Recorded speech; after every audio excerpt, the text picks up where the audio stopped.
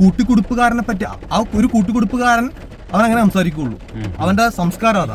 Divorce ചെയ്യാനായിട്ട് പറയാൻ ജിൻഡോയ്ക്ക് പറയാൻ എനിക്കൊരു ഭാര്യയുണ്ട്. ജിൻഡോയ്ക്ക് ഒന്നും ഭാര്യ ഇല്ലാത്ത ജിൻഡോ ഈ ബിഗ് ബോസ് കയറിയ സമയത്ത് എനിക്കൊരു അമേരിക്കക്കാരുത്തിയുണ്ട്. അമേരിക്കക്കാർ ഇപ്പോൾ വരും, സെപ്റ്റംബറിൽ കല്യാണം, നവംബറിൽ കല്യാണം, 3D കല്യാണം, ലാലേട്ടൻ വരും, മറ്റൊരു വരും. എന്താ ഇത്ര നാളും കല്യാണം നടക്കാൻ? അവർ ലീവിന് വന്നായിരുന്നല്ലോ, അവർ തിരിച്ചു പോവുകയും ചെയ്തു അമേരിക്കക്കാരത്തി അല്ലേ. കാരണം എന്താ, വളരെ സിമ്പിളാണ്. ജിൻഡോയുടെ പെണ്ണ് കേസ് അവർ അറിഞ്ഞിട്ട് അവർക്ക് ജിൻഡോനെ വേണ്ടാന്ന് വെച്ച് ജിൻഡോ തിരിച്ചു പോയി. എത്ര പെണ്ണ് കേസ് ഉണ്ടാവും? എന്റെ അറിവിൽ ഇപ്പോൾ 8 ഉണ്ട്. പിന്നെ നമ്മൾ തപ്പിപ്പോയി കഴിഞ്ഞാൽ 50 100 കിട്ടും. അത് ജിൻഡോ ഇപ്പം ജിൻഡോയെ പറ്റി ഞാൻ ഒറ്റ വാക്കി പറയാൻ, ജിൻഡോ ഒരു പെണ്ണ് പിടിയണമെന്നല്ല എനിക്ക് പറയാൻ താല്പര്യം. പെണ്ണ് പിടിച്ചു നടക്കുന്ന ആൾക്കാർ കാണും. ഇത് കൂട്ടിക്കൊടുപ്പുകാരൻ ജിൻഡോ. എനിക്ക് വിശേഷിപ്പിക്കാൻ സാധിക്കുന്നു. ഇപ്പൊ ഞാൻ കൊച്ചിയിൽ വന്നിട്ട് നമ്മൾ ജിൻഡോനെ പറ്റി ഓരോ കഥ കേൾക്കുമ്പോഴത്തേക്കും എൻ്റെ അടുത്ത് മിക്ക ആൾക്കാരും പറഞ്ഞുള്ളത് പെണ്ണ് ജിൻഡോ അല്ലെങ്കിൽ മാമാ ജിൻഡോ എന്ന പേരാണ് ഞാൻ കേട്ടിട്ടുള്ളത്. അപ്പൊ ഒരു കൂട്ടിക്കൊടുപ്പുകാരനെ പറ്റി ഒരു കൂട്ടിക്കൊടുപ്പുകാരൻ അവൻ അങ്ങനെ സംസാരിക്കുള്ളൂ. അവന്റെ സംസ്കാരം അതാ. ഇപ്പൊ ജിൻഡോയുടെ രീതി എന്ന് പറഞ്ഞു കഴിഞ്ഞാൽ ഞാനിപ്പോ സംസാരിക്കുന്നത് തറ രീതിയിലാണ്. കാരണം എനിക്ക് ഇപ്പോഴേ ഇങ്ങനെ കൊണ്ടല്ല, എന്നെ പറ്റി ഒരുത്തം വന്നിട്ട് വായ വരുന്ന വിവരക്കേടും തെമ്മാടത്തിനെ മൊത്തം വിളിച്ചു കൂവിയിട്ട് പിന്നെ സിജോ മാന്യമായിട്ട് സംസാരിക്കണമെന്ന് പറഞ്ഞു കഴിഞ്ഞാൽ അത് നടക്കുന്ന കേസാണ്. കാരണം ലക്ഷക്കണക്കിന് ആൾക്കാർ ജിൻഡോയുടെ വൃത്തിയായിട്ട് കേട്ടതാ.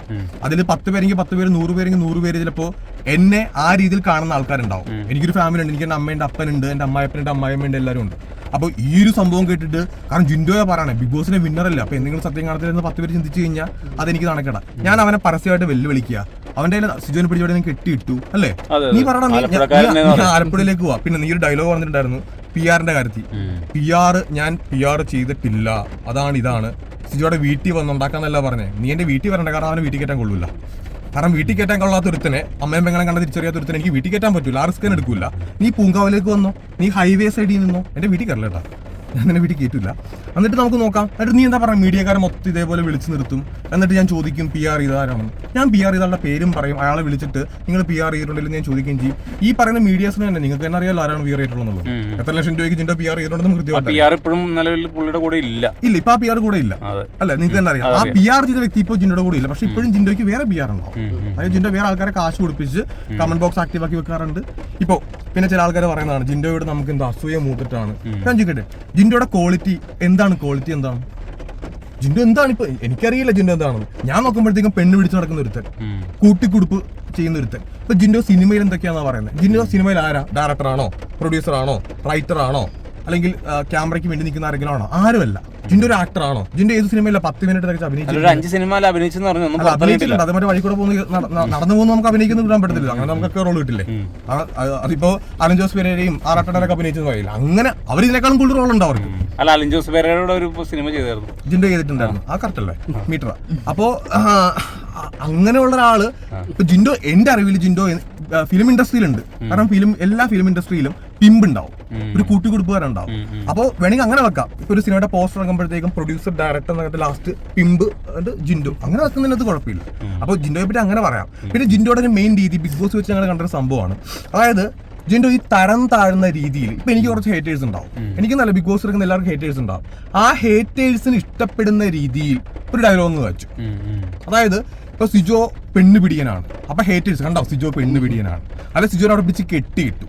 ഇതൊക്കെ വളരെ തരം താഴ്ന്ന സംഭവങ്ങളാണ്. അപ്പൊ ജിൻഡോ ഇത് പറയുമ്പോഴത്തേക്ക് ഇതിങ്ങനെ സെലിബ്രേറ്റ് ചെയ്യാൻ പറ്റുന്ന ഒരു കാര്യമാണ്. ജിൻഡോ ആ ബുദ്ധി ജിൻഡോ ഒക്കെ നന്നായിട്ടുണ്ട്.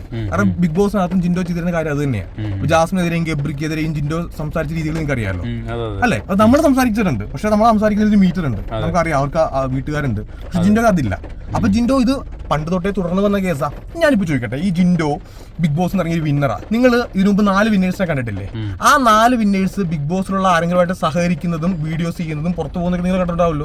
ജിൻഡോ എന്തുകൊണ്ടാണ് ഈ വിന്നർ ഏറ്റവും ലേറ്റസ്റ്റ് വിന്നറായിരുന്നു, ഏറ്റവും ലാസ്റ്റ് വിന്നറായിരുന്നു അല്ലേ? ഈ വിന്നറിനോട് എന്താ ആരും സഹകരിക്കാത്തത്? ഒരാൾ പുറത്തു പോകുന്ന കണ്ടിട്ടുണ്ടോ? ജിൻഡോട് ആരെങ്കിലും മിണ്ടുന്ന കണ്ടിട്ടുണ്ടോ? ഞങ്ങൾ ഇപ്പൊ അവൻ പറഞ്ഞു എന്റെ ബാച്ചിലേഴ്സ് പാർട്ടിക്ക് ഞാൻ ജിൻഡോയെ വിളിച്ചതിന്റെ തെളിവ് അവന്റെ അടുത്തുണ്ടെന്ന്. എടാ നിനക്ക് തെളിവുണ്ടെന്ന് ഇത് കാണിക്കുക. ഞാൻ നിന്നെ വിളിച്ചിട്ടില്ലെന്ന് ഞാൻ എന്റെ വീഡിയോയിലൂടെ ഞാൻ പ്രൂഫ് സഹിതം കാണിച്ചു. എടേ എന്റെ ഭാര്യ പറഞ്ഞ നിന്നെ വിളിക്കില്ലെന്ന്. കാരണം എന്താ, 10 പേര് 20 പേര് കൂടുന്ന ഞങ്ങളുടെ ഒരു പ്രൈവറ്റ് ഫംഗ്ഷൻ ഉണ്ടാവുമല്ലോ.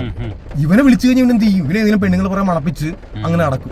അത് ഏതെങ്കിലും പെണ്ണിനെ കാണുമ്പോഴത്തേക്കും നമ്പർ ഉണ്ടോ, ഞാൻ അത് ചെയ്യട്ടെ. കാരണം നമ്മുടെ വേറെ ഫ്രണ്ട്സ് അവിടെ വരും. ഞങ്ങൾ ഏത് ബർത്ത്ഡേ ഫംഗ്ഷൻ നിന്നെ വിളിച്ചിട്ടുള്ളത്? നിന്നെ അറിയിക്കാറ് പോലും ഇല്ല. നീ വന്നു കഴിഞ്ഞാൽ ഇപ്പൊ